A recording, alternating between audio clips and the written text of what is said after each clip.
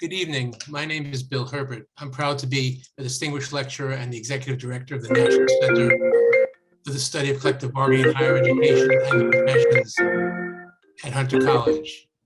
On behalf of Harold Holzer, the Jonathan F. Fanton Director of the Roosevelt House Public Policy Institute, and myself, we welcome you to this important program celebrating the release of Ellen Schrecker's exceptional new book, The Lost Promise, American Universities in the 1960s. This event is being co-hosted by Roosevelt House and the National Center, continuing our valuable collaboration within the Hunter College community. We hope to be able to co-host similar events next year, particularly around the National Center's annual Higher Education Conference, which will be taking place on April 11th through the 13th in 2022. It's particularly fitting that we celebrate Ellen Schrecker's new book at Roosevelt House because it is the historic New York City home of Franklin and Eleanor Roosevelt and Franklin's mother, Sarah. Roosevelt House played an important role in FDR's political career, as well as Eleanor Roosevelt's social activism, including her work with the Women's Trade Union League and her support and mentorship of student activists in the 1930s. It was at Roosevelt House where FDR assembled his original cabinet following the 1932 presidential election. In February 1933, FDR invited Frances Perkins to meet with him in his private study on the second floor of Roosevelt House.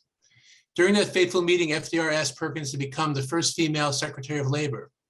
In her 1946 memoir, The Roosevelt I Knew, Perkins detailed the conditions she set before accepting the position.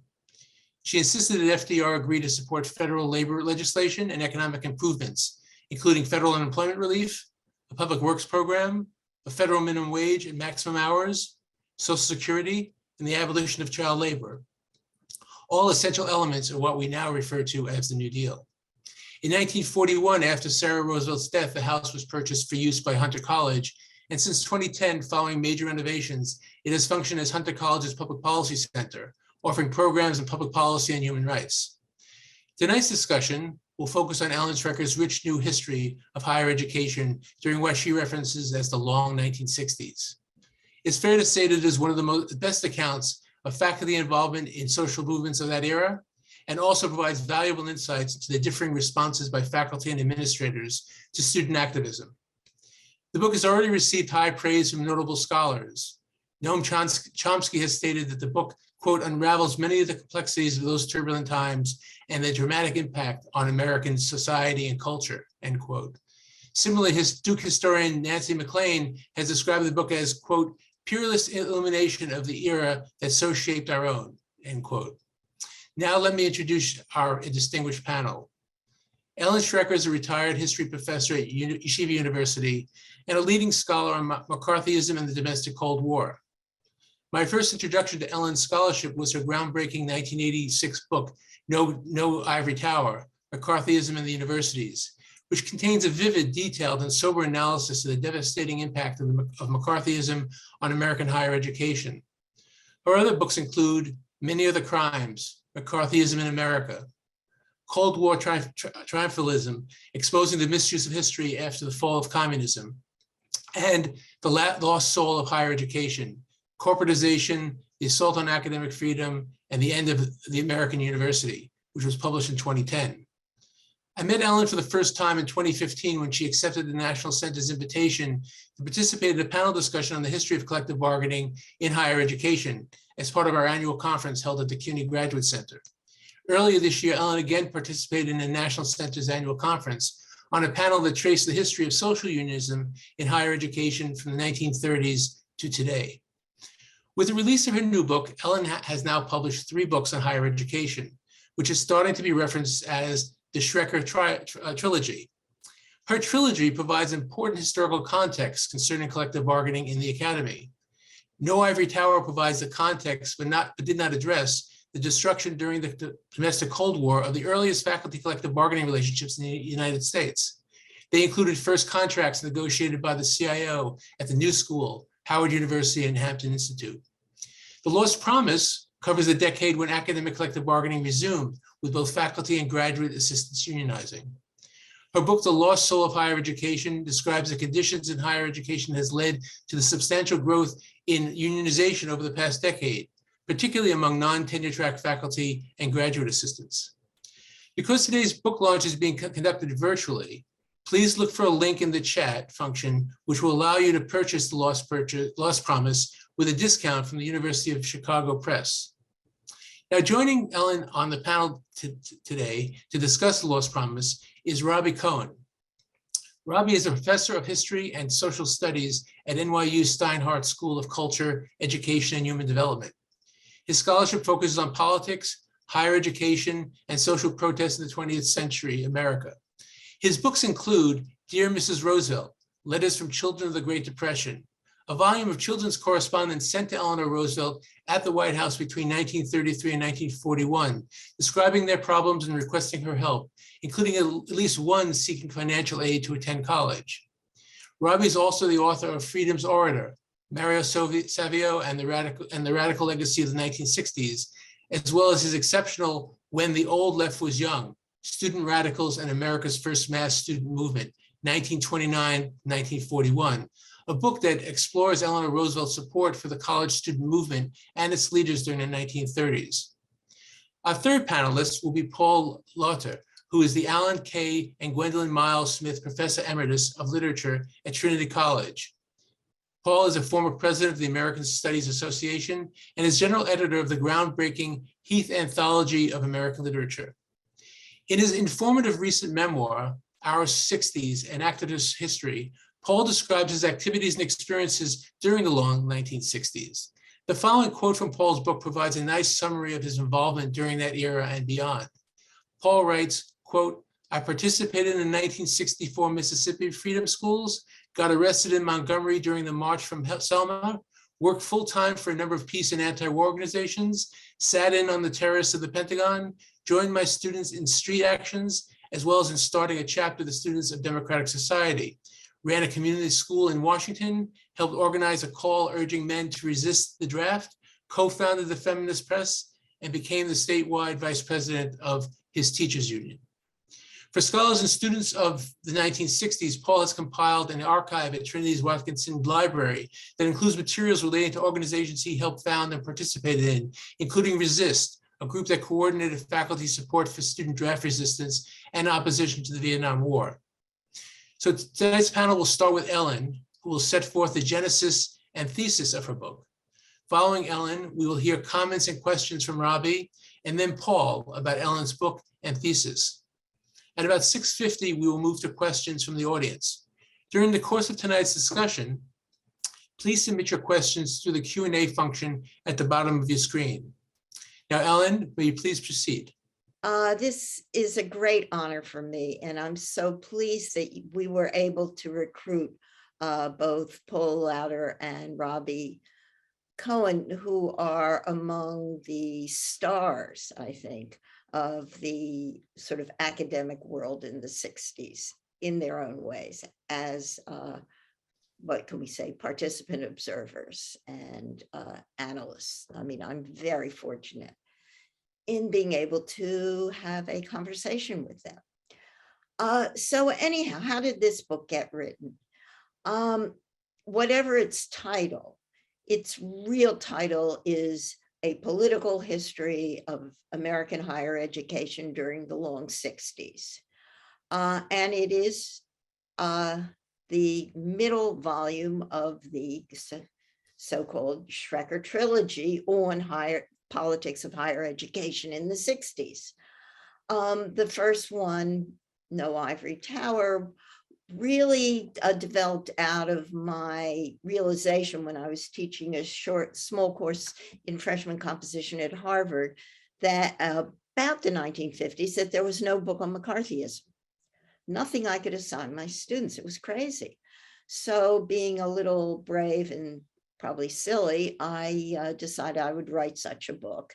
I got a book contract, I got a fellowship, and I got a lot of advice that dealing with McCarthyism as a whole was impossible, and I had to narrow it down. So I narrowed it down to look at the impact of McCarthyism on the one institution I really knew well, higher education.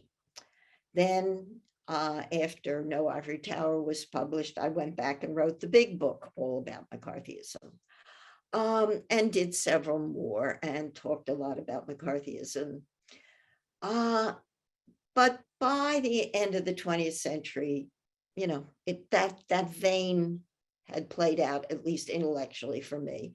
And I became very involved with the academic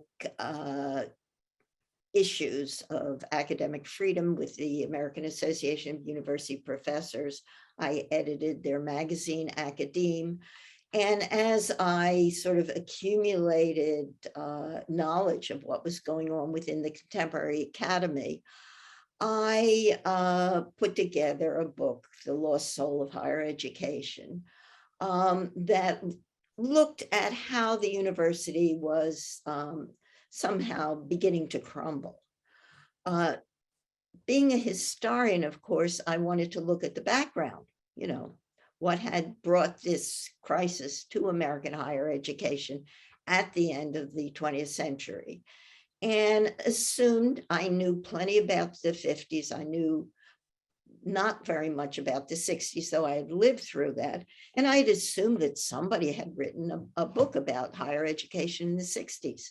I mean, it was the most turbulent moment in the history of American higher education, either before or since. Nothing. By the time I published my book about sort of in 2010, I was on the verge of retirement and kind of ready to do something different. I looked around at my contemporaries and discovered they were all writing their memoirs. Well, I didn't think that I was an important enough activist from the 60s to write such a volume, but I thought that the people who did become political activists on the campus, the people who had been formed by the 50s, these were the supposedly silent generation. And I wanted to see how they had become academics and then how they had become political activists.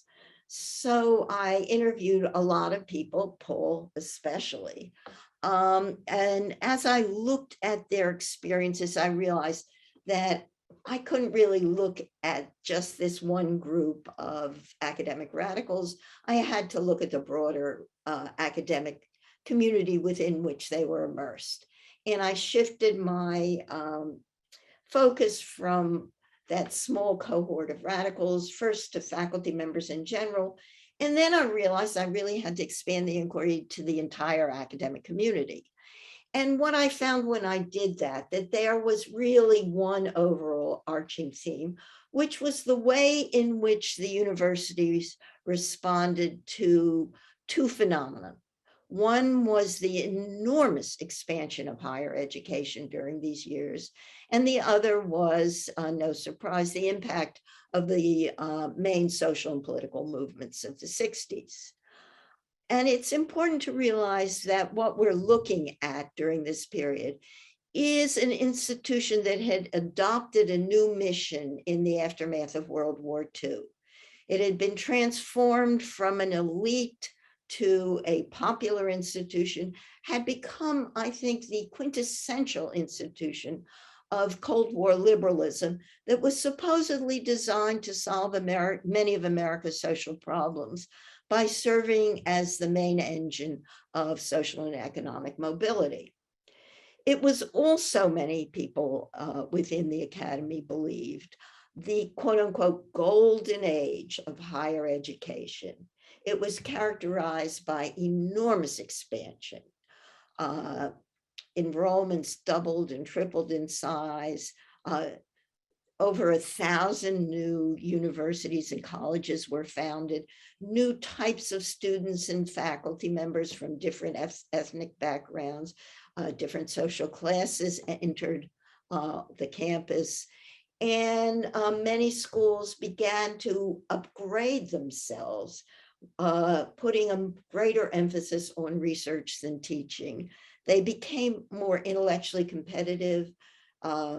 Their students and faculty members less deferential, and I think more willing to question the status quo. In large part because they didn't have any economic problems. the powers that be had come to fear that there were not going to be enough faculty members to service the baby boomers who were about to inundate the nation's campuses. And so my cohort of graduate students and junior faculty members became the beneficiaries of this situation. Universities were literally throwing money at us. There was prestige, there was intellectual excitement, and it was all completely affordable. And there were plenty of jobs. I mean, it was so easy to get a job that even someone who was fired for political reasons could get another job. And that certainly had never happened during the 1950s. So I think the point I'm making here is that even before the student movement and the Vietnam War exploded onto the campus, there were festering political conflicts that would have disturbed between many of these newcomers and the sort of traditional ivory tower culture of a more placid area that would have made it very hard for the universities to create a coherent response when, can I say it, the shit hit the fan. And the political and social movements of the 1960s reached the campus. This was especially the case, of course, with the civil rights movement and the anti-war movement, both of which kicked off major confrontations on the nation's campuses. Let's look at the civil rights movement. It pushed into high gear in the early 60s when students at the traditional historically Black colleges and universities, the HBCUs in the South, began to sit in at lunch counters, swimming pools, movie theaters, and other segregated facilities. That movement spread into the North as well, where some students and sympathetic faculty members not only went south during the Freedom Rides and the Mississippi Summer of 1964, but also began to participate in direct actions in the North in places like Chicago, Berkeley, and Boston, where they joined Black activists in civil disobedient actions, mainly designed to get employers to hire Black workers. This is all occurring, we need to point out, as the McCarthy era chill in the academic community is beginning to dissipate, and students and faculty members are becoming involved in a variety of social and political movements. They're opposing the spread of nuclear weapons, they're becoming interested in the Cuban Revolution, and they take up a number of local issues like the constraints on political activity that provoked the 1964 free speech movement at Berkeley. At the same time, many previously lily-white colleges and universities in the North were experiencing their own problems as they tried to desegregate their campuses in response to the civil rights movement. They began to engage in what we can only view as quote unquote liberal tokenism, trying to bring in larger numbers of African-American students that they had absolutely no idea what to do with, and found themselves blindsided when these students discovered that they were socially isolated and treated as kind of intellectual basket cases. And so they began to organize themselves and demand that their schools recognize their needs, both socially and politically. So there's a lot going on. But on top of all this is Vietnam. And I think Vietnam was really central to what happened in the 60s, and especially what happened on campuses in the 60s. Certainly, it's no exaggeration, I think, to say that the university actually jump-started the anti-war movement. When, I mean, there was a little bit of opposition to what was going on in Vietnam, during the early part of the 60s, but it really escalated in 1965 when Lyndon Johnson began to bomb and send combat troops to Vietnam. And it happened in a country, the United States, that was totally ignorant about the country that it was making war on. Only a tiny number of scholars knew anything about Vietnam or French Indochina as it had previously been known as. But others quickly taught themselves about it and began to organize what came to be known as teach-ins, programs that eventually spread from the University of Michigan to dozens of campuses, where during all-night sessions, these anti-war professors started to teach their students, their faculty colleagues, and eventually the rest of the public what was happening in Vietnam and why it was wrong. And this teach-in movement was extremely successful, spread throughout the academic community. And by 1967, I think it was pretty clear that most academics, in one way or another, opposed a lot of what was happening in Vietnam. Meanwhile, the war continued, and the anti-war movement began to change as well. Its failure to stop the war radicalized both students and some faculty who realized that their schools were in certain ways collaborating with the war. They were facilitating the draft. They were collaborating with military research. They were allowing the armed services and defense industries to recruit on the campus, and they were offering the reserve officers training corps programs that trained undergraduate men for becoming officers. At the same time as all this is going on, the sort of culture of the American university begins to change with the abandonment of a kind of traditional deference to authority and a demand on the part of both students and the lower ranks of the faculties for greater control over their own social and political lives and their education on many levels. I want to talk a little bit now about Berkeley and the free speech movement of 1964, because it was the prototype for all the later unrest. And even though it was earlier than the rest of the student movement became hot, it contained all the elements of that unrest and the response to it as well.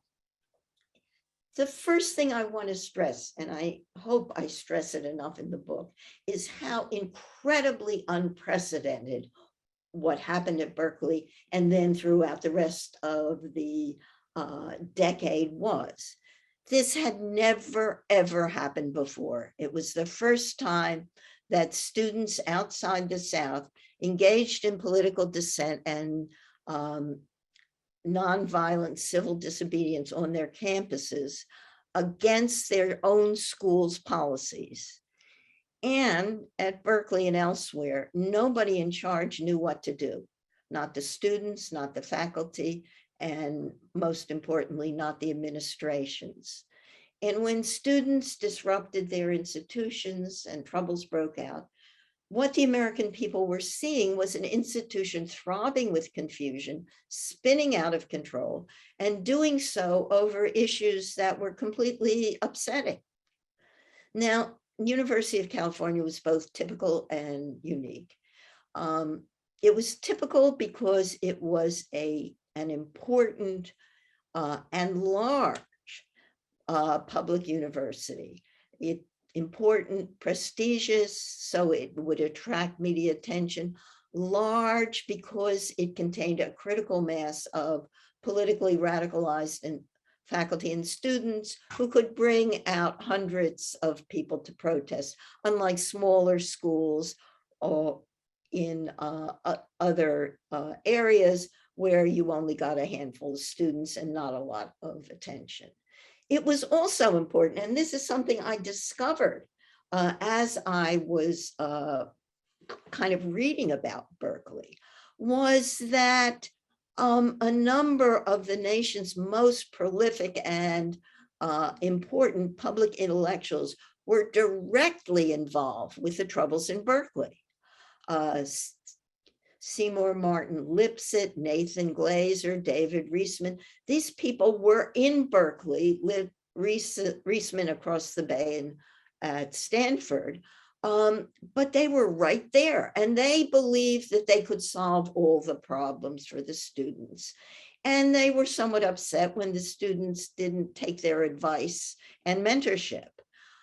So they became very hostile to the students.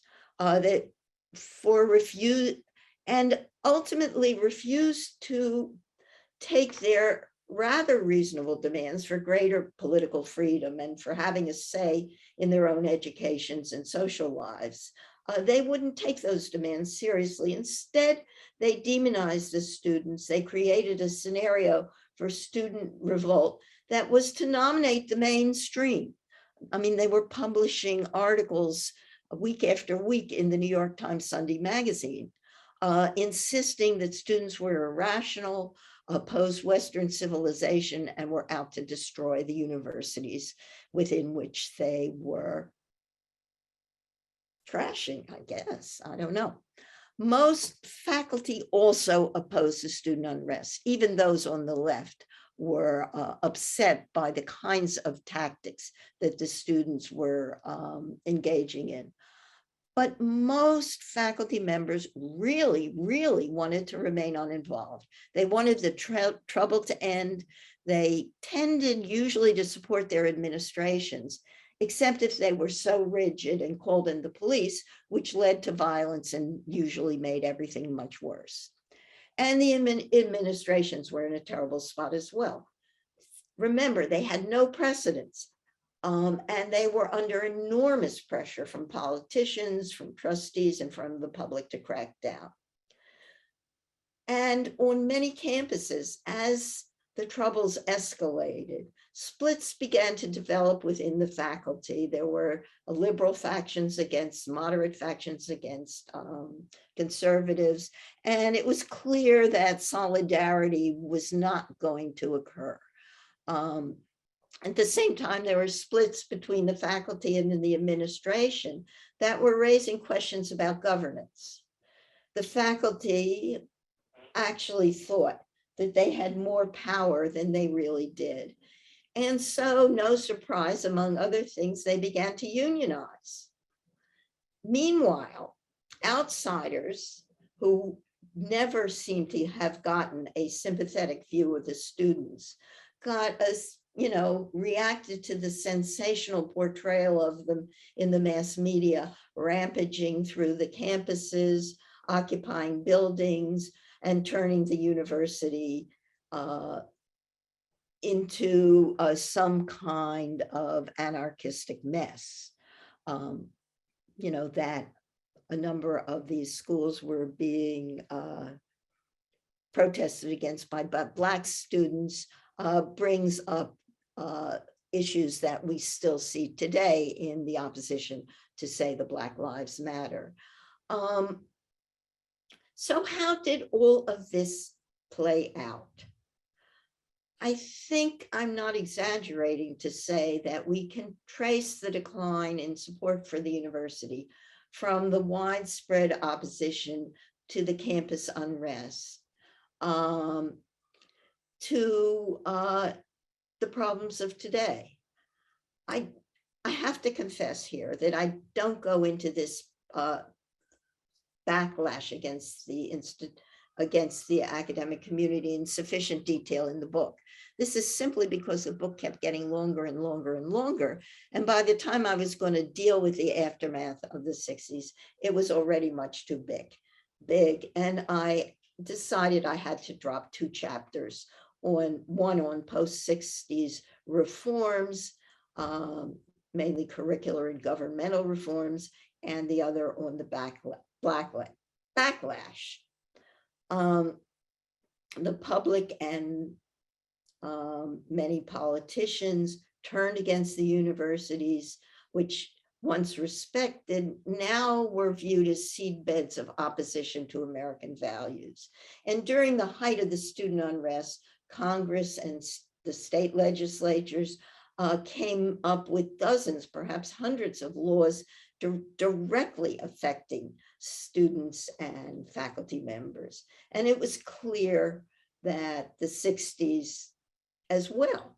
It was also clear that the campus unrest of the 60s, as well as the demand for racial equality, created a backlash that contributed to pushing American political culture to the right. And we have a certain amount of evidence for that in a document that is getting a lot of circular attention these days called the Powell Memorandum, about which I could talk more in the Q&A if you'd like. But it is very emblematic of the way in which the 60s affected American political culture, is that the sort of most important figure in this turn to the right in American politics was Ronald Reagan. And his first act as governor of California in 1967 was to fire the president of the University of California, while the state legislature specifically refused to give the standard cost of living raise specifically to faculty members at the University of California and the California State College system. And that hostility has really not receded. We see it in today's current attacks on teaching about racism that has already produced laws in a number of states and threatens to do so in quite a few more, refusing to allow teachers at every level to teach the truth about the American past. So Ellen, Yeah, I think we should probably turn it over and start having Robbie ask some questions of you. Would that be okay? that would be fine. Can I just add that all of this comes at a moment of massive economic crisis in the United States, with the end of the expansion of the economy, the oil crunch, the inflation of the early 70s, ushering in an age of austerity that absolutely hollows out the university, leading to a workforce that consists of 75% of non-tenure track and part-time workers whose insecurity and dreadful working conditions have eaten away at the quality of American higher education. And with that, I think we see the promise has been of a low cost, high quality, mass higher education has pretty much disappeared. Robbie. Okay, thank you. It's a pleasure to be here. I want to say that I regard this book coming out not as just a book publication, but as a real event.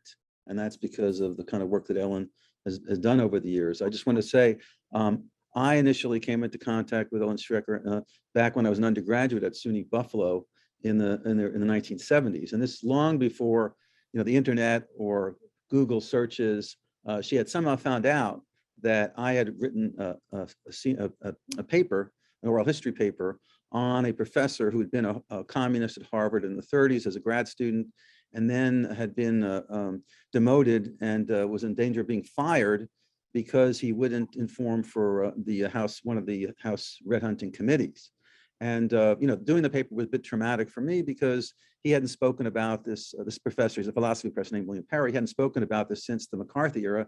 He was very traumatized by it, and I was very young, and I wasn't used to somebody really like their voice breaking and them being so upset when you speak to them about history. So it really shook me. And anyway, I had finished the paper and was moving on, and then I found out from one of my professors, Mike Frisch, that this historian was doing a history of McCarthyism on the campus and wanted to see my paper. And at the time, I was somewhat surprised, but I kind of figured I was new to history, and I thought, well, maybe it's not that unusual that that historian would not only scour the archives and do oral histories, but then find unpublished papers like by unknown undergraduates like me on topics they were working on. And but I quickly found out when I read No Ivory Tower that this wasn't typical at all. That the research that Ellen did on the book was just so deep and penetrating and illuminating that is very unusual. And the same thing is true of all her work, including this last book that just came out. It's very exciting. And in fact, I've done a lot of work on student protest and university archival research myself in the 60s. And so actually, when I saw the opening of her bibliographical essay, I kind of laughed out loud where she said, perhaps I should have stuck to a narrower topic. I know of no one else who could have successfully taken on a national study of such an extraordinarily broad, contentious, complex, and diverse campus political scene as America's college scene in the 60s. So it's really quite an achievement. And I just want to very quickly rattle off 7 of the major contributions I think the book makes. First of all, it's definitely the best national account of the anti-war movement on campus that's ever been published. That alone would be enough for me, right? But then on top of that, second, it's the best national account of the faculty role in campus ferment. Most books on the 1960s on the student left and the new left tend to be student-centered, almost a Peter Pan-like world where there are very few adults mentioned or just they come into the story very fleetingly. Third is it's a wonderfully insightful and empathetic view of student protest nationally, though not an uncritical view. Fourth, it's a penetrating critique. It offers a penetrating critique of the mostly future neoconservatives, who Ellen alluded to, who weaved all kinds of self-serving and even, from my perspective, silly theories to analyze, psychologize, but really to put down student protest and dismiss the grievances of the student protesters. Fifth, it's a candid national view of the faculty administration inability to come up with a coherent and viable strategy for dealing with student protest. Sixth, it's an insightful account of faculty radical caucuses in the professions, the academic disciplines.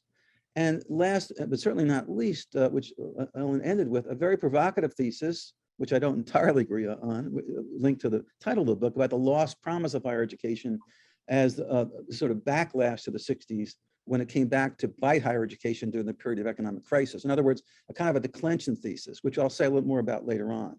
What I want to do now is turn to some observations about the book and then lead into some questions I'd like to ask Ellen, and you'll have a chance to ask questions a bit later after Paul speaks, but just some initial questions I'd like to ask her. Ellen, in your book, you make a good case that faculty, along with campus administrators, were often divided over how to respond to student protest in the long 1960s. And that this division made them look weak and inept. My perspective is that student protest involving civil disobedience and disruptive demonstrations was almost inevitable, given the contentious issues polarizing 1960s America, particularly war and racism, and the undemocratic nature of university governance, which left students with no effective role or voice in campus decision-making. It gave students, activists, very little choice. They wanted to influence policy beyond, in other words, civil disobedience was a kind of great equalizer that gave students a voice for once. So I'm wondering, given how much you have studied these conflicts, if you think there was a way of avoiding or at least de-escalating such conflicts and bringing about a more unified and effective faculty administration response to these disruptive protests. If you were an advisor to the president of a university in the 60s and knew then what you know now from all your research, what would you advise the presidents to have done? Perhaps the number one lesson that seems obvious would be to avoid police invasion and bloody repression. But then again, a conciliatory strategy towards protest could anger college trustees, regents, alumni, governors. So I guess I'm asking, what would you advise a college president in light of all that research you've done? How might you see them being able to handle protest more effectively? How about talking to the students? That always kind of seems to be a way you can begin. Have what big campuses were like was that the administration was very separate from the students. There's a book about Columbia that talks about, has a whole bunch of essays from people who were involved in that big movement in 1968. And one guy was the head of the student council.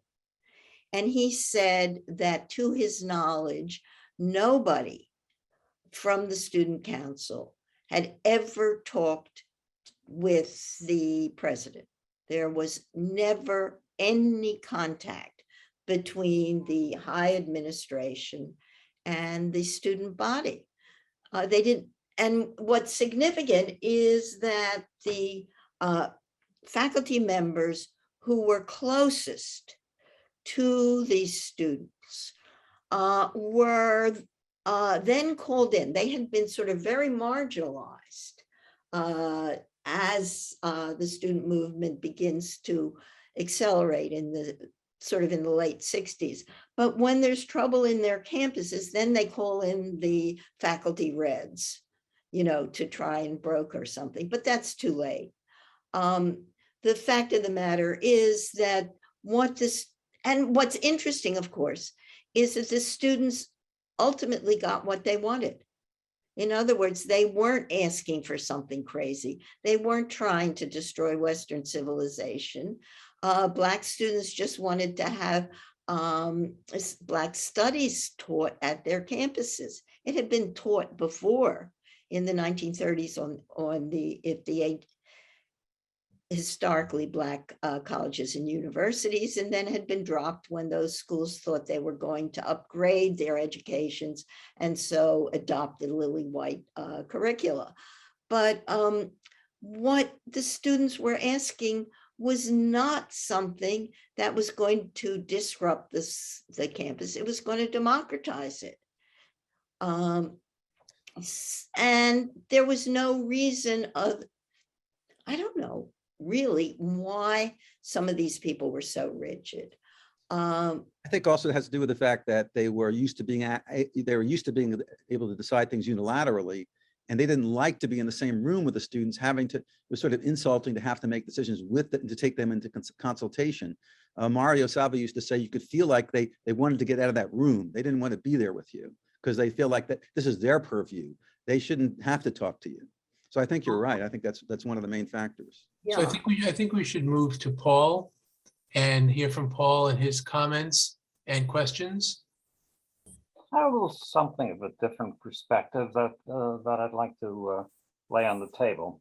So I want to begin by saying that Ellen's book is by far the best account of how the social movements of the 1960s impacted the university.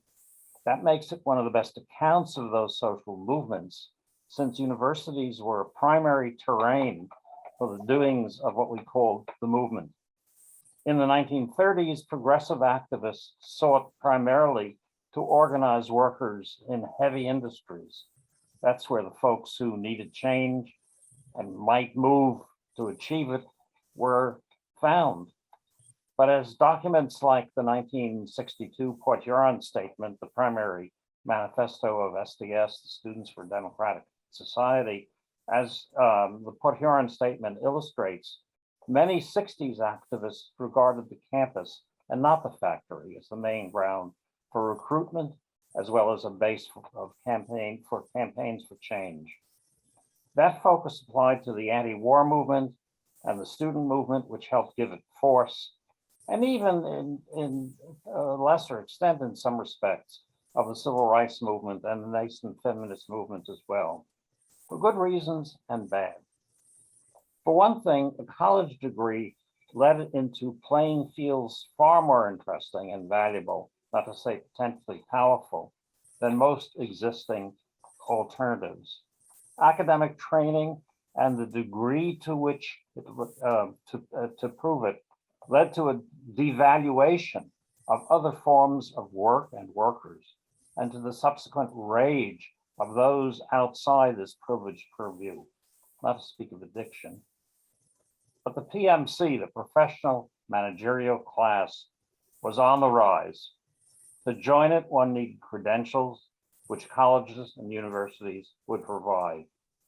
So the pressure was on to expand opportunities. Ellen discusses in her first section, expansion and its discontents. Expand we did, like mad, for a while. More important, perhaps, the seeds for the soon-to-be flourishing of activism were being sown from Brockport to Berkeley. Ellen's fine details make this process vivid and memorable. But expansion did not altogether solve the problem. In the United States, and by the way, in China as well, admission, who gets in, became a substantial issue, an issue particularly of class, as well as the more familiar categories of identity like gender and race. Clearly, there was much pushing and shoving about criteria that enabled or disabled academic academic admission, open or otherwise, and continuation. There still is, as we know. Admission, to be clear as Ellen is, might determine who continued to study and who went to the killing fields of Vietnam to kill or be killed, but also what sort of future could become available and to whom. Ellen usefully focuses her discussion on the conflict at the University of Chicago about whether to send to the selective service system a student's class standing that might be used by draft boards to deny a guy 2S student status and thus make him eligible for induction. She's correct in arguing that the university tried to divert attention from this bitter conflict by staging a conference on the draft. The conference papers and discussion would ultimately play a role in later moves to end conscription. I was at that conference, by the way. The papers certainly informed people like Donald Rumsfeld, who was also there, and Ted Kennedy, who would bring back to Washington the sense in the meeting that the days of the draft were numbered. Yes, who gets in has changed enormously. Think of what Hunter College, just down the street from Roosevelt House there, looked like when LBJ creamed Goldwater. But there was another problem. Universities were established as repositories of knowledge with faculty guardians at those gates. So inevitably, there would be friction, especially as Ellen wonderfully narrates, between people like Seymour Martin Lipset and those kids at Berkeley who immobilized the police car in which Lipset stood to excoriate the students.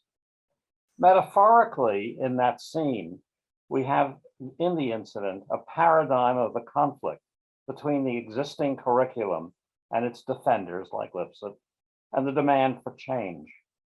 That is the second major question raised by the campus revolution.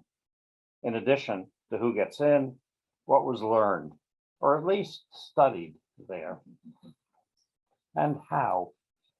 What in my field is called canon. Compare the program of the Modern Language Association today with that of 1968, when we used the terminology, I think was, we were going to stir it up. The differences are profound and, in my view, irreversible. Frances Harper, Elizabeth Cady Stanton, and Frederick Douglass will never be returned to the dusty shelves of obscure libraries. This change is anything but trivial. What is studied significantly affects what seems to us to matter, as in Black Lives Matter. My usual illustration is Frances Harper. When we were working on the Heath Anthology of American Literature, the publisher's consultants insisted that we save space by eliminating her from our collection. I insisted that we keep her work. Today, she's recognized as one of the most significant of 19th century marginalized Black writers. Many of her concerns, like voting clean and addiction, alcoholic type, have become our concerns. The canon, like admissions, has changed profoundly. A major reason the right has been busy attacking critical race theory most recently, but many other manifestations of change over the last 50 years. By contrast, the slogan of the Reconstructing American Literature Project, which helped both launch and establish such curricular transformation in literary study, was this, and I'm quoting, "So that the work of Frederick Douglass, Mary Wilkins Freeman, Agnes Smedley, Zora Neale Hurston, and others is read with the work of Nathaniel Hawthorne, Henry James, William Faulkner, Ernest Hemingway, and others." We won that battle, I think, which is why the rearguard action, like the attacks on critical race theory, are taking place today. What is studied has changed, along with who studies and who teaches. More outside the humanities, of course, than in them.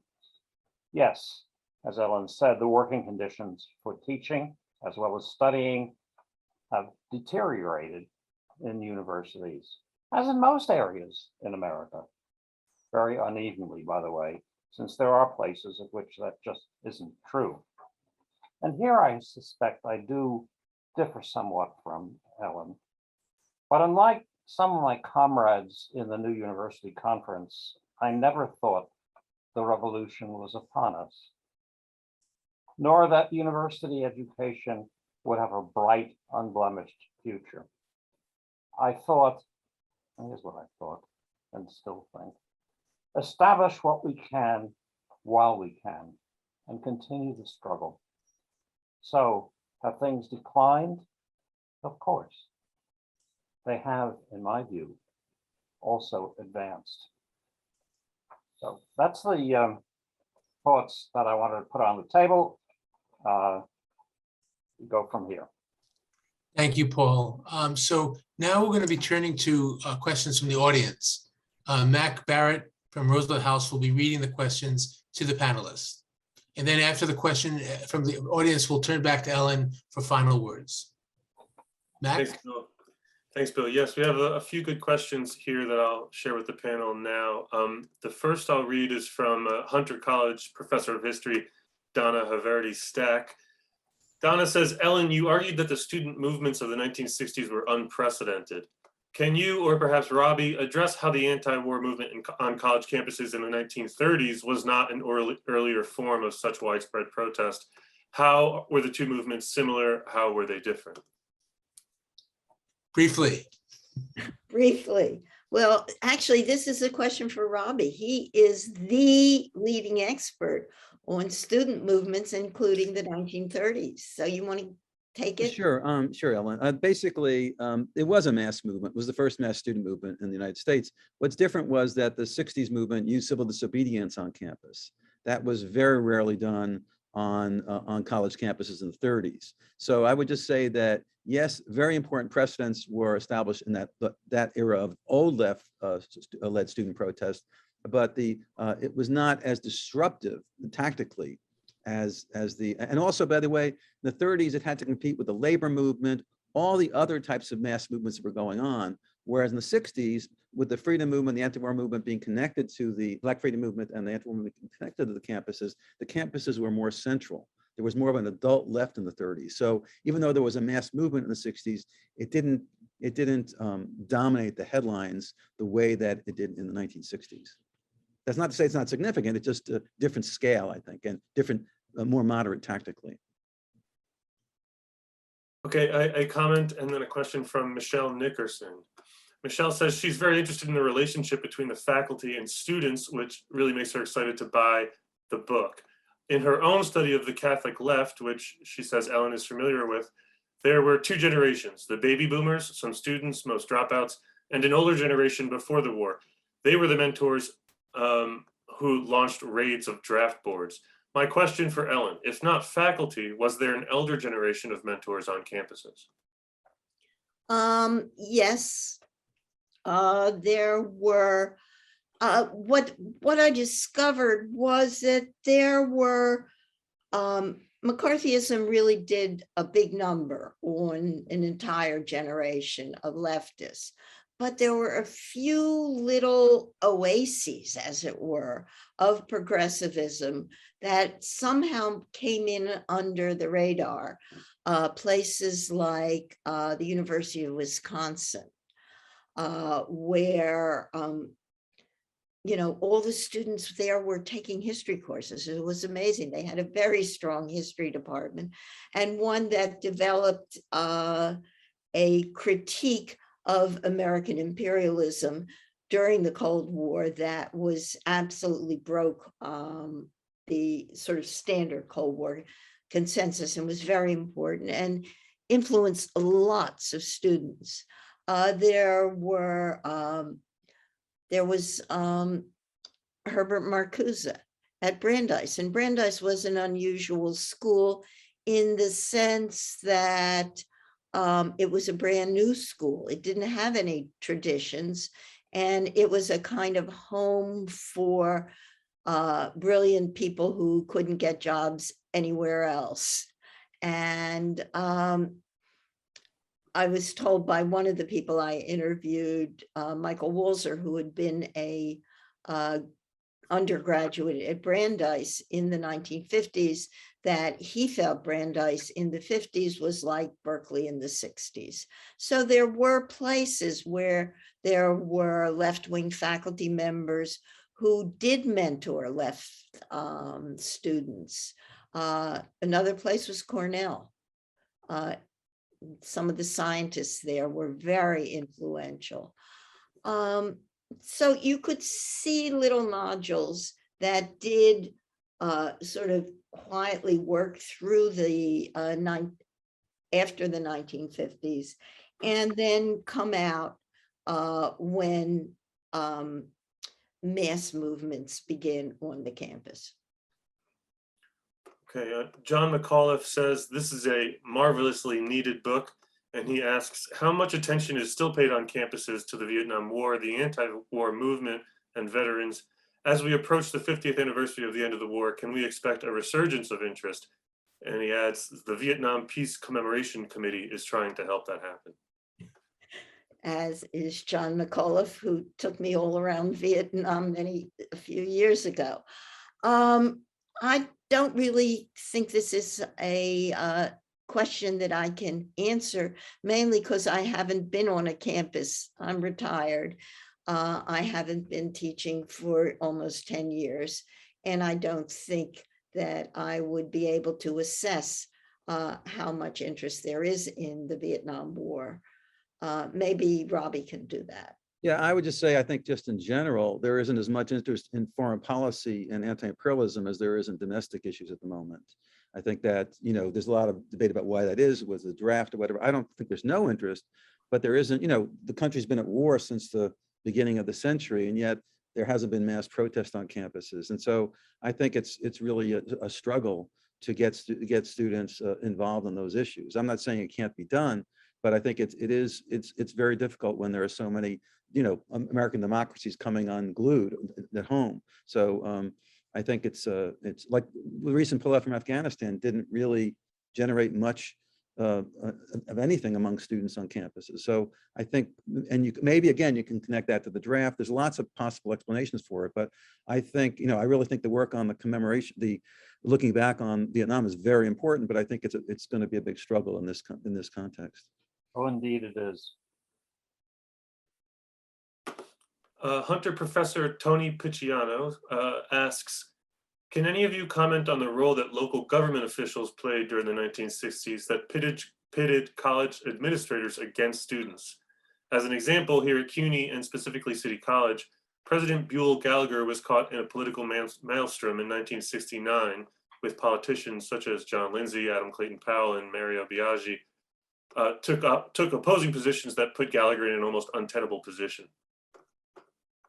Well, Gallagher was one of the few college presidents who did try to mediate, who did listen to students, who did try to sort of keep the level of acrimony down. And he was forced out. You know, that would, you had to be really, really a brilliant diplomat, I think, to make it through as a college president in the 1960s. The one guy who seems to have emerged with his reputation intact was Kingman Brewster of Yale. And again, what did he do? He talked to the students.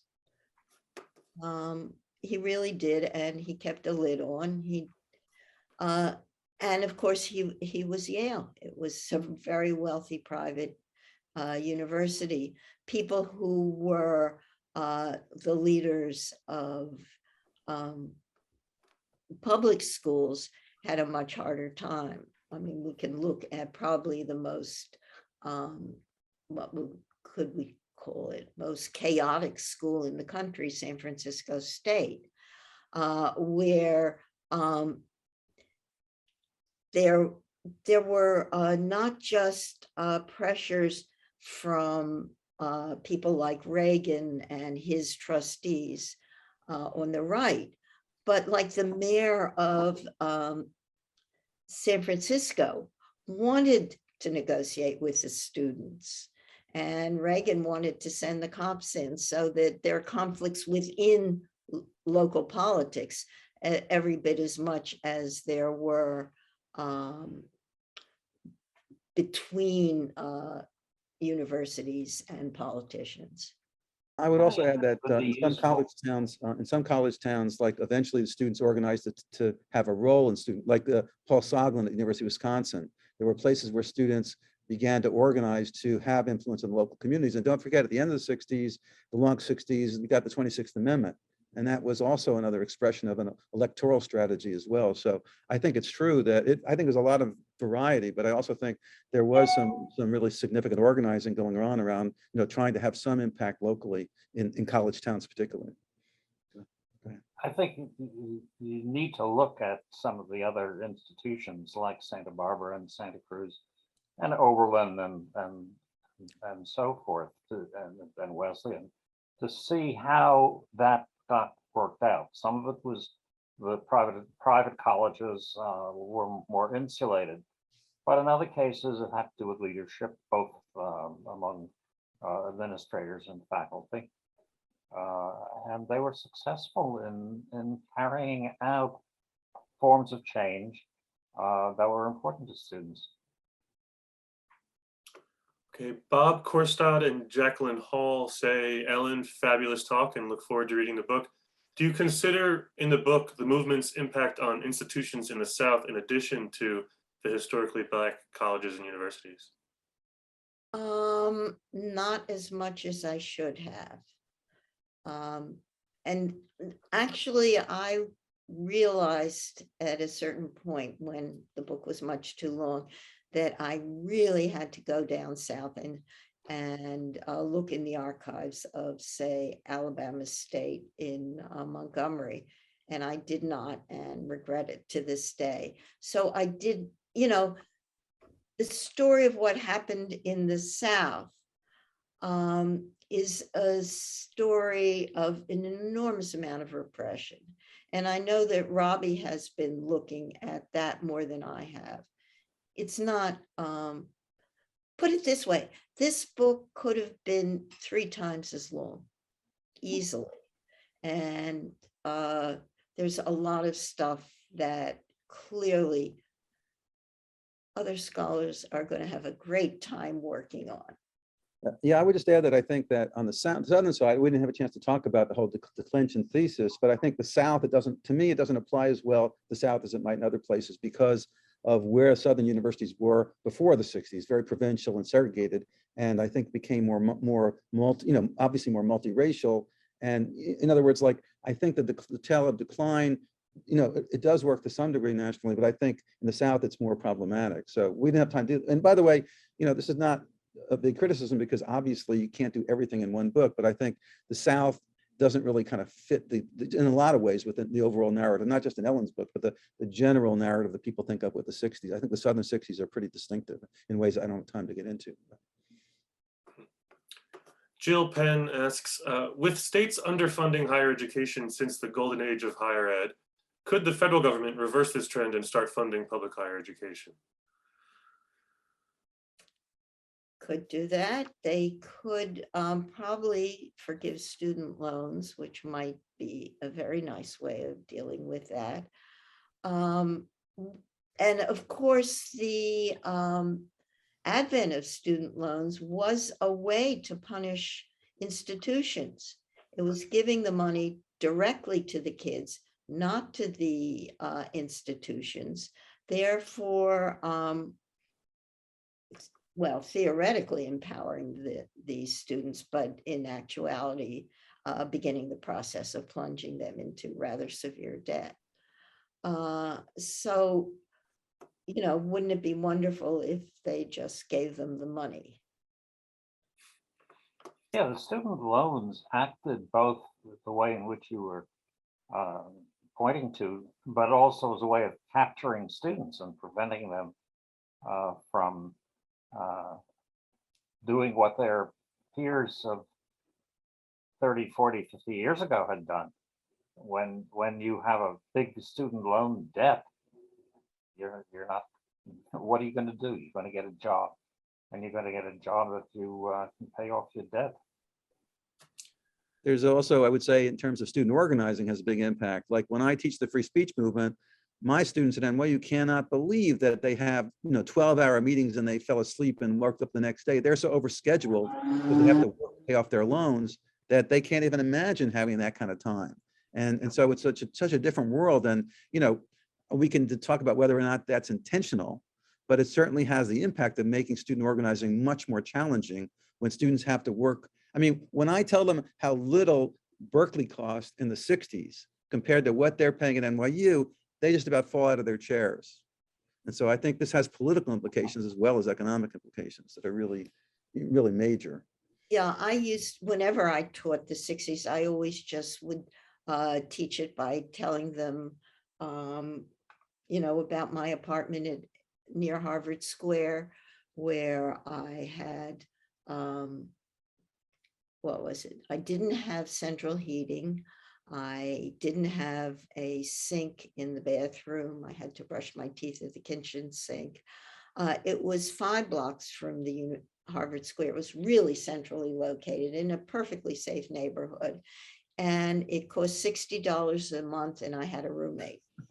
That explains the 60s. Jack, do you want to do one last question before we break? Sure. Let's see. Joe Berry asks, can you talk some about the role of the union movement on campuses, both in the 60s and now? He says, I mean to include all workers, grad organizing, service and clerical and trades workers, as well as faculty, and now especially contingent faculty. Well, let me say a couple of things about that. I was very active in my union at SUNY Old Westbury for a number of years. I became the vice president for academics statewide and ran for president, which I lost by 2 votes, as I recall. The problem was that most, not all of my colleagues tended to view the union as a mechanism for defense, protecting them. And they were very reluctant to adopt any progressive policies, particularly with respect to student power, and a little antsy about opposing the war and so forth. And while we at Old Westbury were very clear about changing the character of the faculty, really recruiting women, recruiting African-American faculty and so forth, the union was a little antsy about actually adopting positions to uphold that. So that was a bit of a problem. On the other hand, it was one of the few mechanisms that we had for protecting particularly younger faculty against administrative stuff. Ellen, perhaps the union movement could be your 4th volume. We hope so. On behalf of Roosevelt House and the National Center, I want to thank Ellen, Robbie, and Paul for an illuminating discussion, and in particular, Ellen for writing a really masterful book. So let's all give them a virtual applause, please. Finally, we just want to wish everyone a happy holiday season. Please stay safe and healthy. And lastly, I want to thank Rosa Health staff for their assistance in putting together today's webinar. And thanks for everyone, and have a safe and healthy new year as well. Bye-bye. Thank you. Thank you so much, Bill. Thanks.